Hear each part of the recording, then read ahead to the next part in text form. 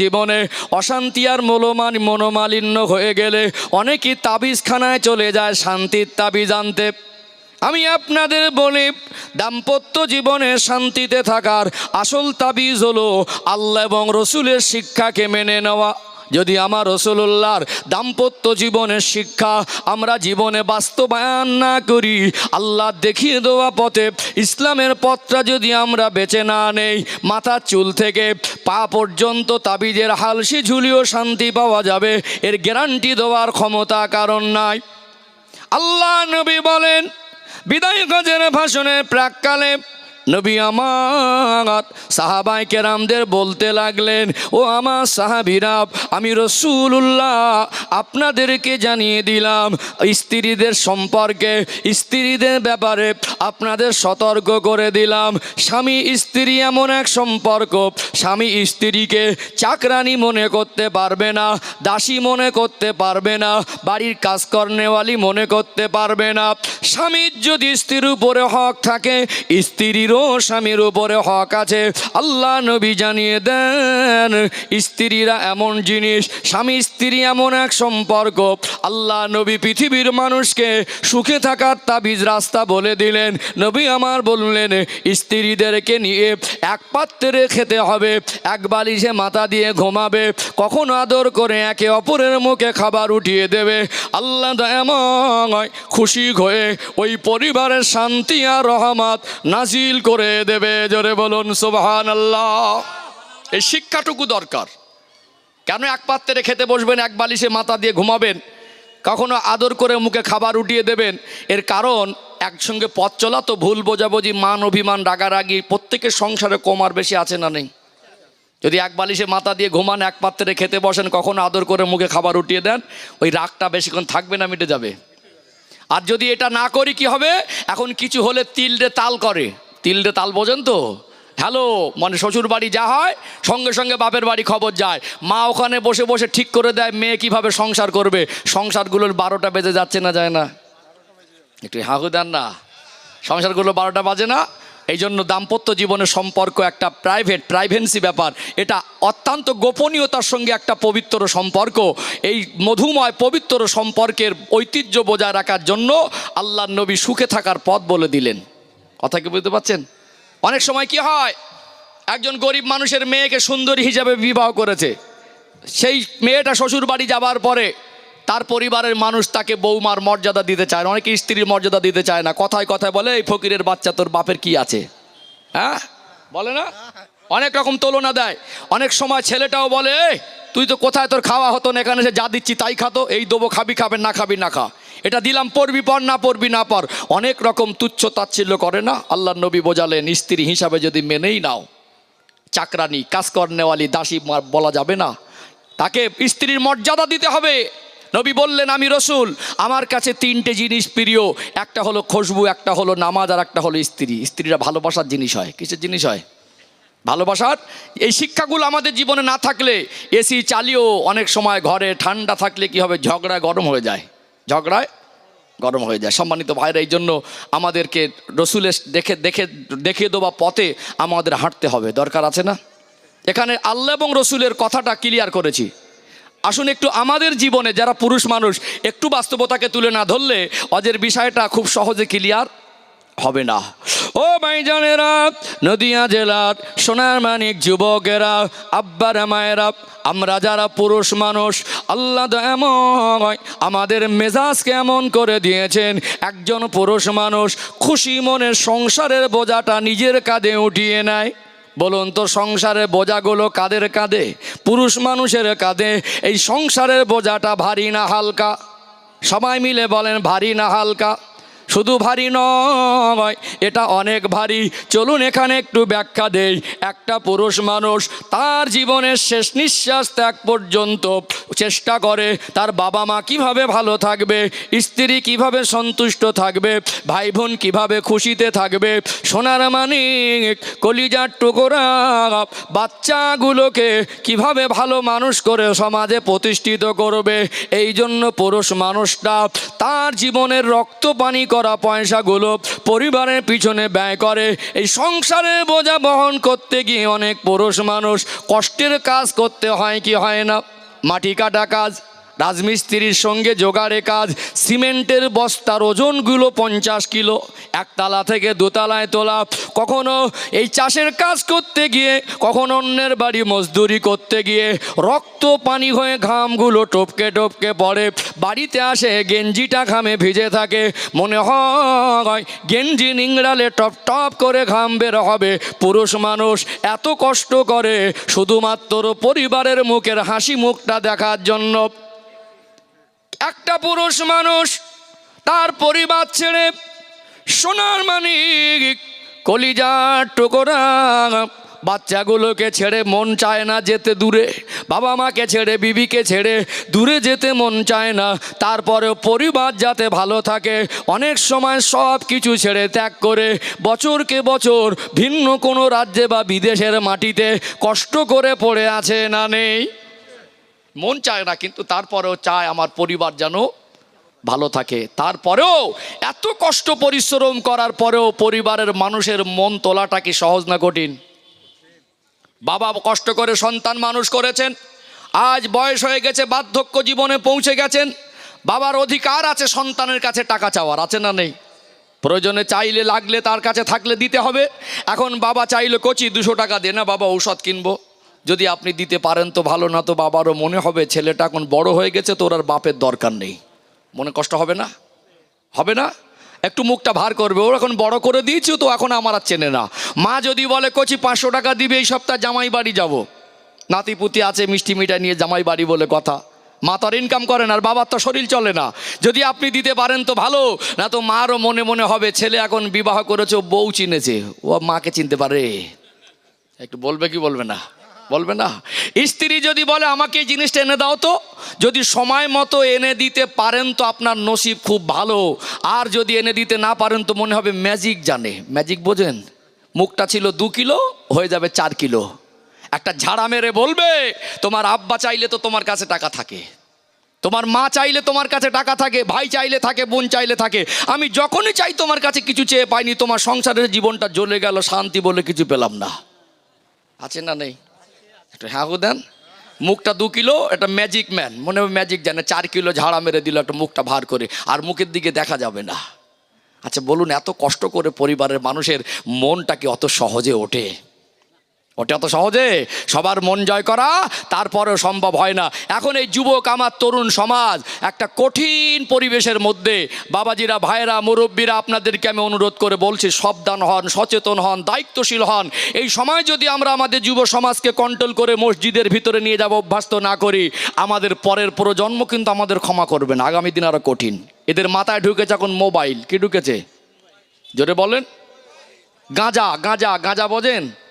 এত পরিমাণে তরুণ সমাজ গাঁজা টানছে, পুরো এক একটা এলাকা একেবারে জর্জরিত হয়ে যাচ্ছে। উপর থেকে খোলস চকচক করলে কি হবে, ভিতর সব জর্জরিত হয়ে আছে। আছে না নেই? এখন ফেসবুক ঢুকেছে, ওই পাবজি, ফ্রি ফায়ার গেম ঢুকেছে, যার ভিতরে ঢোকার কথা ছিল আদব, বড়দের দেখলে সম্মান করবে, যার ভিতরে ঢোকার কথা ছিল ইসলামের পবিত্রতা, তার চিন্তা চেতনায় পবিত্র থাকবে, তার আখলাক চরিত্র ভালো হবে, যার হৃদয়ের ভিতরে ঢোকানোর কথা ছিল রসুলুল্লাহর মহব্বত, যার ভিতরে থাকার কথা ছিল সুন্নাত, যার ভিতরে থাকা ছিল আজানের মহব্বত, যার ভিতরে অন্তরে হৃদয় রাখার কথা ছিল মগজে 5 ওয়াক্ত নামাজ। এদের মাথায় ঢুকেছে ফেসবুক, এদের মাথায় ঢুকেছে ইউটিউব, এদের মাথা ঢুকেছে গেম খেলা, এদের মাথায় ঢুকেছে গাঁজা, এদের মাথায় ঢুকেছে মদ, এদের মাথায় ঢুকেছে লটারি, এদের মাথায় ঢুকেছে চরকি, জুয়া। আমাদের যুব সমাজ আজকে একেবারে শেষের পথে না? কি কঠিন পরিস্থিতি। ছেলেটা এখন ওই দেখছেন না কি পরিস্থিতি। আমি তো রাতে চলা মানুষ, রাত 2টোর সময় প্রচণ্ড কুয়াশা, ঠান্ডায় মানুষ ক্যাতার মধ্যে মনে হবে আর একটা ক্যাতা হলে বা লেপ হলে, ব্ল্যাঙ্কেট হলে ভালো হয়। ওই অবস্থায় রাত 2টোর সময় বাইরে বেরোয় কথা বলছে। কার সঙ্গে কথা বলছে? যদি কোনো পুরুষ মানুষের সঙ্গে প্রয়োজনে কথা বলে, ঠান্ডায় বাইরে বসে থাকতে হবে কেন? বুঝতে পারছেন না? মনে ঘরে শান্তি পাচ্ছে না। ঘরে ও রাত 2টোর সময় শান্তিতে ঘুমাবে, সেই ঘুমটা নেই। ও অন্য জায়গায় সর্বনাশ করছে, নিজের সর্বনাশ করছে আর অন্যেরও। কোনো মেয়ের সঙ্গে যদি কথা না বলে, কারোর স্ত্রী নাই, কারোর মা, কারোর মেয়ের সঙ্গে কথা না বলে রাত 2টোর সময় ঘর ছেড়ে বাইরে বেরোবে না ঠান্ডায়। এই পাশে যে মোবাইলে গেমে মেতে আছে, পাশেই কবরস্থান, ওখানে বসে বলছে মার মার মার। কি একটা কঠিন রোগ। এই ছেলেগুলো, যুবকগুলো এখন এদের দেখছে বন্ধু বান্ধব একটু বড় হয়েছে, ওদের সঙ্গে মিশে মিশে দেখছি এরা সবসময় মোবাইল চালায়, আমার নেই কেন? ও সোজা আব্বাকে এসে বলছে আব্বা আমার একটা মোবাইল কিনে দিতে হবে। বলে কত দাম? তখন গেম খেলা মোবাইল মানে 20,000 মোটামুটি লাগবে। যদি আপনি বাবা হিসাবে 20,000 টাকা দিয়ে আপনার ছেলেটা একটু বড় হয়েছে মোবাইলটা কিনে দিতে পারেন তো ভালো, না তো ও বলবে আব্বা আমাকে ভালোবাসে না। কি বলবে? আব্বা আমাকে ভালোবাসে না। মেয়েটার 2 মাসের প্রাইভেটের টাকা বাকি, টিউশনের টাকা বাকি। ও বলছে স্যার বলছে এই মাসে টাকা না দিলে পড়াবে না, যদি দিতে পারেন তো ভালো। না সে একটা ঝাড়া মেরে বলে দেবে না পড়াবে তো বলে দাও না, মান সম্মান লাগছে, আমারও আর ভালো লাগে না। তাহলে একটা পুরুষ মানুষের দিকে পরিবারের সবাই চেয়ে থাকে না? একটু হাঁকু দেন। পরিবারের সবাই চেয়ে থাকে। এই হাজারো কষ্ট পরিশ্রম করে অনেক সময় বাড়ি এসেও না হাসি মুখটা সবার মুখে পাওয়া যায় না। এটা শুধু শেষ না, আর একটা পর্ব করি। আমি তো বাস্তবতা তুলে ধরে কথা বলে অভ্যাস, তো যেমন আয়াত বলবো, রেফারেন্স বলবো, দৃষ্টান্ত বলবো, বাস্তবতাও তুলে ধরবো ইনশা আল্লাহ। ও ভাইজানেরা, সোনার মানিক যুবকেরা, আব্বারা মায়েরা, এই সংসারের বোঝাটা হালকা নয়, এটা অনেক ভারী। যেমন পরিশ্রম করে একটা পুরুষ মানুষ সংসারের বোঝা নিজের কাঁধে উঠিয়ে নিয়েও সবার মন পাওয়াটা কঠিন, ঠিক তেমনি সংসারের বোঝা বহন করতে গিয়ে, সংসার পরিচালনা করতে গিয়ে মাঝে মাঝে ঋণের বোঝা মাথায় চাপে কি চাপে না। আবার দেখবেন একটা মানুষ পরিবারকে ভালো রাখার জন্য অনেক সময় একটা ব্যবসা শুরু করেছিল, একটা ভালো চিন্তা নিয়ে, মনে খুশি নিয়ে। হঠাৎ দেখা যায় ব্যবসায় লস। এই ব্যবসায় লস হয় কি হয় না? একটা মানুষের যদি দেনার বোঝা মাথায় থাকে, তার ভিতরে তো একটা চিন্তা থাকে। ব্যবসায় লস হলে মনে একটা কষ্ট থাকে, চাষে লস হয়ে যায়। আবার এমনও হয় একটা মানুষ কষ্ট পরিশ্রম করে, এই সমাজে কিছু নিকৃষ্ট মানুষ আছে, মানুষকে কাজ করিয়ে সময় মতো পয়সাটা পেমেন্ট দেয় না। নবী আমার সোনার জবানে বলেন, ও আমার সাহাবায়ে কেরামেরা, আমি রাসূলুল্লাহ আপনাদের জানিয়ে দিলাম, একটা মজদুরের গায়ের ঘাম শুকাবার আগে তার পাওনাটা মিটিয়ে দিতে হবে। এই গায়ের ঘাম শুকাবার আগে নবী আমার কেন পাওনা মিটিয়ে দিতে বলেছেন? আল্লাহ রসুলের কথাগুলো কত দামি। আজকে একটা মানুষের সিচুয়েশান এমন হয়তো হয় যে বাবা অসুস্থ, তার মনটা কাঁদছে আমার বাবাকে কষ্ট দেব না। ছেলেটাকে বলছে কচি ঔষধ শেষ হয়ে গেছে, ঔষধ টানতে হবে। আব্বাকে বলেছে আব্বা আজকে পেমেন্ট পেলে সন্ধ্যাবেলা আপনাকে ঔষধ এনে দেবো। অনেক সময় দেখা যায় বাচ্চা অসুস্থ, কাছে পয়সা না, আব্বার মন মানে না, কি করি। কোনো এক ভালো বন্ধুর কাছে গিয়ে বলেছে ভাই তুই আমাকে 2,000 টাকা ধার দে, কথা দিচ্ছি সামনের সপ্তাহে পেমেন্ট পেলে তোকে দিয়ে দেবো। ওয়াদা করে বাবা রাস্তার দিকে তাকিয়ে থাকে, শরীরে জ্বালা যন্ত্রণা নিয়ে। হয়তো আমার ছেলেটা আজকে বাড়িতে আসার সময় ঔষধ আনবে। এই পুরুষ মানুষ কাজ করে সময় মতো টাকা পয়সা পেমেন্ট না পেলে এই বন্ধুর কাছে ওয়াদা খেলাপ হয়ে যায় কি যায় না? আব্বার সামনে মুখ দেখানোর মতো পরিস্থিতি থাকে না। অনেক সময় ছোট বড় কথা বলে। যারা পাওনাদার তাদের টাকা সময় মতো দিতে না পারলে বাজারে 10টা মানুষের সামনে যদি মান সম্মান রেখে কথা না বলে, মনের মধ্যে কষ্ট হয় কি হয় না? মনের মধ্যে কষ্ট হয় না? আল্লাহ রসুলের কথা কত দামি, এই জন্য বলছেন ও কষ্ট করছে, কাজ করছে ওর প্রয়োজন মেটানোর জন্য। কাজ যখন তাকে করাচ্ছ, গায়ের ঘাম শুকাবার আগে তার পাওনাটা দিয়ে দাও। এই সমাজে কিছু নিকৃষ্ট মানুষ আছে, পাওনা টাকা দেবে আবার বারবার ঘোরায়, আবার বেশি চাইতে আসলে বলে এখন দেবো না, কি করা আছে করে নে। বাপের ঘরের আইন নাকি? মরতে হবে না নাকি? হ্যাঁ, বাপের ঘরের আইন। আল্লাহ যদি আপনাকে পয়সা দেয়, 70টাও যদি মসজিদ বানান, 70 যদি হজ করেন, তাহাজ্জুদের নামাজের মুসাল্লায় যদি চোখের পানিতে স্রোত বইয়ে দেন, আপনার তাহাজ্জুদের চোখের পানি, আপনার 70 হজের নেকি, আপনার 70টা মসজিদ বানানোর আমল যদি পাওনাদারকে দেনাটা না মিটিয়ে দেন, কাজ করিয়ে টাকাটা পেমেন্ট না দেন, আপনাকে অত সহজে জান্নাতে পৌঁছে দিতে পারবে না। এই জন্য লেনদেনটা ভালো রাখতে হয়, লেনদেনটা ভালো রাখতে। আপনার কারণে হয়তো একটা মানুষ, তাকে বন্ধু ভালো সম্পর্ক ছিল, বিপদে তার কাছে চাইলে সে দিত, সে সময় মতো দিতে না পেরে তার কাছে খারাপ হয়ে গেল, চিটিংবাজ প্রমাণ হয়ে গেল। অনেক ছোট বড় তাকে শুনতে হয় না? আবার কিছু মানুষ আছে দেখবেন এদের মনটা না খুব শুকনো, ছোট, রস দয়া মায়া নেই। ওই মানুষকে কাজ করাবে মনে হবে একে দিনে সব কাজ করে দিলে ভালো হয়। আছে না নেই? হ্যাঁ, একটা মানুষ আজকে সকালে উঠে মনে করছে কাজে না গেলে ভালো লাগে, কারণ শরীর তো সবসময় একরকম চলে না। এখন কথা দেওয়া আছে একজন মানুষ না গেলে ওই কাজের সেটিং নষ্ট হয়ে যাবে, তো কষ্ট করে গেল, ঠিক আছে, আমার পরিবারেরও প্রয়োজন। এখন কষ্ট করে যাবার পরে শরীরটা খুব খারাপ লাগছে, মনে হয় 10 মিনিট বসি, কিন্তু সবাই যখন কাজ করছে একা তো আর বসা যায় না, এত কষ্ট করে বাড়ি ফেরে। কখনো মানুষের কাছে ছোট বড় কথা শুনতে হয়, সময় মতো পেমেন্ট মানে ধার চাওয়া টাকা না দিতে পেরে। কখনো কষ্টের শরীর নিয়ে কাজ করতে হয়, কখনো ব্যবসায় লস হয়, কখনো চাষে লস হয়, কখনো ঋণের বোঝা মাথায় চাপে। এই পেরেশানি টেনশানগুলো একজন পুরুষ মানুষ ছাড়া অন্য মানুষ সহজে বুঝতে চায়? সহজে বুঝতে চায় না। এখানে বাড়িতে এসে এই টেনশান, রাগ, কষ্ট, দুঃখ, বেদনা আপনাকে সবর করতে হবে। কি করতে হবে? সবর করতে হবে। বাড়িতে এসেই স্ত্রীর উপরে গালাগালি, কিছু হলে গায়ে হাত তোলা, এটা ইসলামের শিক্ষা নয়। এখানে আমাদের কিছু যুবক আছে এখানে ধৈর্য হারা হয়ে গিয়ে বাড়িতে এসেই কিছু হলে গালাগালিটা কাকে দেবে? স্ত্রীকে। মা তুলে, আব্বা তুলে, গোষ্ঠী তুলে, বংশ তুলে গালাগালি শুরু করলে মনে হয় খতম পড়ছে। হ্যাঁ, এই গালাগালি চললো, গালাগালি করতে করতে এবারে গায়ে হাত তোলা, এটা তো ইসলামের শিক্ষা না। তারপরেও বলবো, কখনো এই পুরুষ মানুষের যা সিচুয়েশান, একটু আনব্যালেন্স হয়ে যাবার সম্ভাবনা আছে না নেই? যদি আনব্যালেন্স হয়ে যায়, তাহলে স্বামী যদি এরকম একটা পরিস্থিতির ভিতর থেকে একটু রেগে গিয়ে দুটো কথাও বলে, এই বলার পক্ষে আমি না, গালাগালির মারামারির পক্ষে আমি কথা বলছি না, এটা নিষেধ করছি। যদিও কোনো দিন আনব্যালেন্স হয়ে যায়, সেক্ষেত্রে স্ত্রীরও সহ্য করা দরকার আছে না নেই? কিন্তু আমাদের ঘরের মায়েরা, মেয়েরা, বউ মায়েরা আছে কিছু এত ডেঞ্জার, একেবারে বিষাক্ত সাপের মতো রূপ ধারণ করে। একটা কথা বললে মুখের উপরে 4টে, আর এত মুখে মুখে তর্ক করবে, মেশিন চালু হলে বন্ধ হবে না। আছে না? আর যত অভিযোগের ক্যাসেট ওই বাড়ি আসলে চালাবে। বাড়িতে এসেছে কষ্ট করে, একটু ভালো মুখ নিয়ে একটু কিঞ্চিত খেদমত করলে তো আপনাকে আর গালাগালি মারামারির অপশান হতো না। ওই বাবা কি বলেছে, মা কি বলেছে, শ্বশুর শাশুড়ি কি বলেছে, দেওয়ার ননদ কি বলেছে, যদি অভিযোগ থাকে স্বামীকে 1000 বার বলার অধিকার আছে। ওই কষ্ট করে বাড়ি ফিরলে, টেনশান নিয়ে বাড়ি ফিরলে তখন বলতে হয় না, ঠান্ডা মাথায় বলা দরকার। কিছু কিছু আমাদের ঘরের মায়েরা, মেয়েরা ওই ক্যাসেট চালু করে দিলে বন্ধ হবে না। আর হুজুরের কাছে যাচ্ছে, হুজুর আমার স্বামী ভালোবাসে না, আমার সংসারে শান্তি নেই, আমার প্রতি ভক্তি করে না, অন্য জায়গায় সম্পর্কে ডুবে আছে, একটু তাবিজ দেন তো। এই সমস্ত চলছে না, চলে না সমাজে? চলছে না? এখানে একটু আমি রসুলুল্লাহ জীবনী থেকে দৃষ্টান্ত তুলে ধরবো। ভাইদেরকে বলবো, ভাই যারা রাস্তায় দাঁড়িয়ে আছেন, এই জায়গাটা কিন্তু আপনাদের জন্য করা হয়েছে। কাদের জন্য? একটা প্রত্যেক জিনিসের আদব আছে। দেখেছেন মাহফিল তো ভরেই গেল, সামথিং কিছু অল্প একটু জায়গা ফাঁকা আছে, এই জায়গাটা পূরণ করে দিলে একটা মাহফিল ভরার একটা বরকত আছে না নেই? আসেন না, একটু বসেন না। আপনাদেরকেও ভালোবেসে, আপনাদেরকে কথা, ভালো কথা শোনানোর জন্য এত দূর থেকে আমাদেরকে ডেকেছে কমিটি ভাইরা। ঠিক বলছি না ভুল বলছি? আর এত কষ্ট করে 1 মাস ধরে খাটাখাটনি করে গ্রামের মানুষ এত দান করে, সহযোগিতা করে, দোয়া করে, আনন্দ করে, আবেগ নিয়ে জানে আজকে জলসা হবে, একটু এসে আল্লাহর জন্য বসতে হয়। কোথায় পালাবেন ভাই?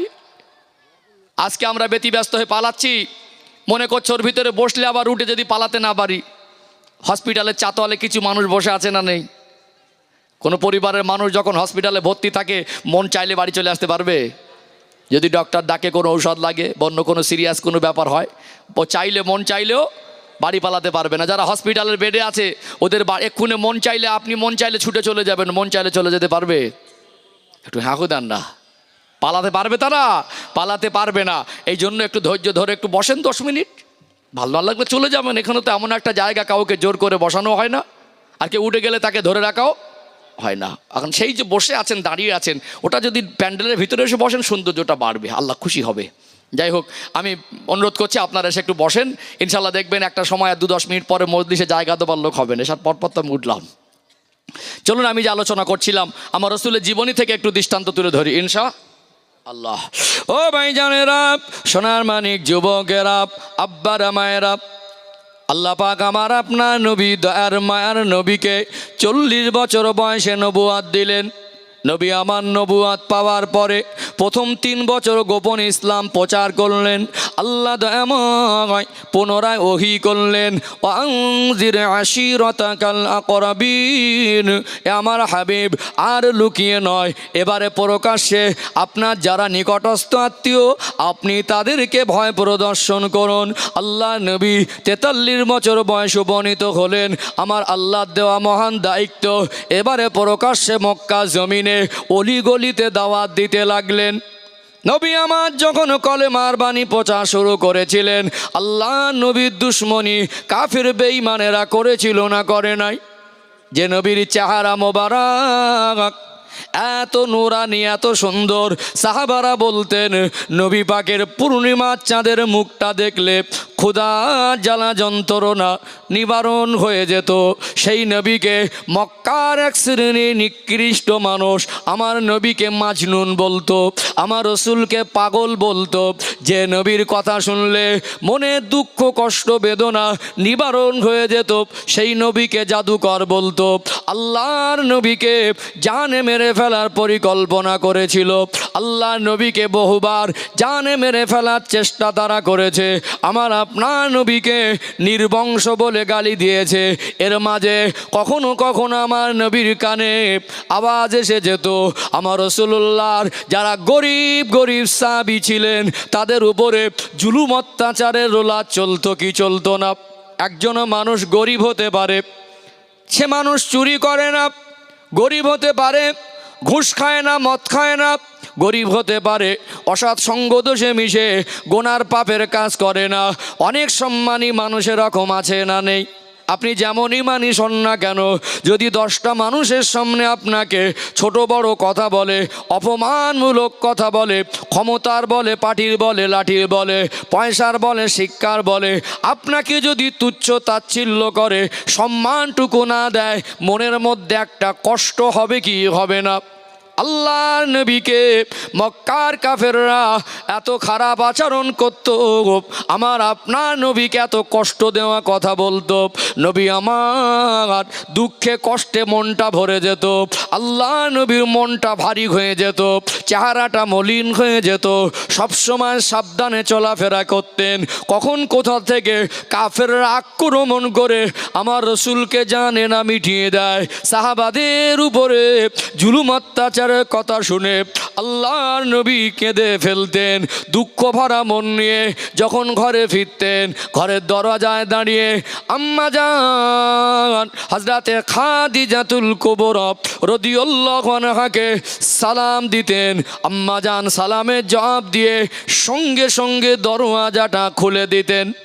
নবী আমার আশ্চর্যম্বিত হয়ে জিজ্ঞাসা করতেন, ও হযরতে খাদিজা, কি মাঝ রাত, কি সন্ধ্যা রাত, কি গভীর রাত, যখনই আমি বাড়িতে আসি আপনাকে তো দ্বিতীয়বার কোনো দিন ডাকতে হয় না। ও হযরতে খাদিজা, আপনি এমনভাবে দরজা খুলে দেন যেন মনে হয় আমি নবী বাড়ি আসছি, কে আপনাকে বলে দিয়েছে। তখন তো মোবাইল ছিল না, আপনি কি রাতের বেলা ঘুমান না? আম্মা জান হযরতে খাদিজাতুল কুবরা রাদিয়াল্লাহু আনহার চোখের কোণা থেকে টপ টপ টপ টপ করে পানি টুসা গড়িয়ে যেত। আল্লাহর নবীর পূর্ণিমার চাঁদের মতো চমকানো চেহারার দিকে তাকিয়ে বলতেন, ইয়া রাসূলুল্লাহ, হাবিবাল্লাহ, আমি খাদিজা কত বড় সৌভাগ্যবতী, আমি খাদিজা নসিবটা কত ভালো। আল্লাহ দয়াময় তার প্রিয় হাবিবের স্ত্রী হওয়ার মতো সুযোগ আল্লাহ আমায় দিয়েছেন। আমি যখন খেতে বসি আপনার কথা মনে পড়ে যায়। আল্লাহর হাবিবের চতুর্দিকে দুশ্মনে ভরা, কাফেররা কত ছোট বড় কথা বলে, আমার নবীকে কত রকমভাবে অপমান করে। আমার নবী হয়তো এখন খায় নাই, আমি আমার রসুলকে ফেলে কি করে একা খাবো? খেতে বসে আপনার কথা মনে পড়ে গেলে আমি খাদিজা একা খেতে পারি না। ইয়া রাসূলুল্লাহ।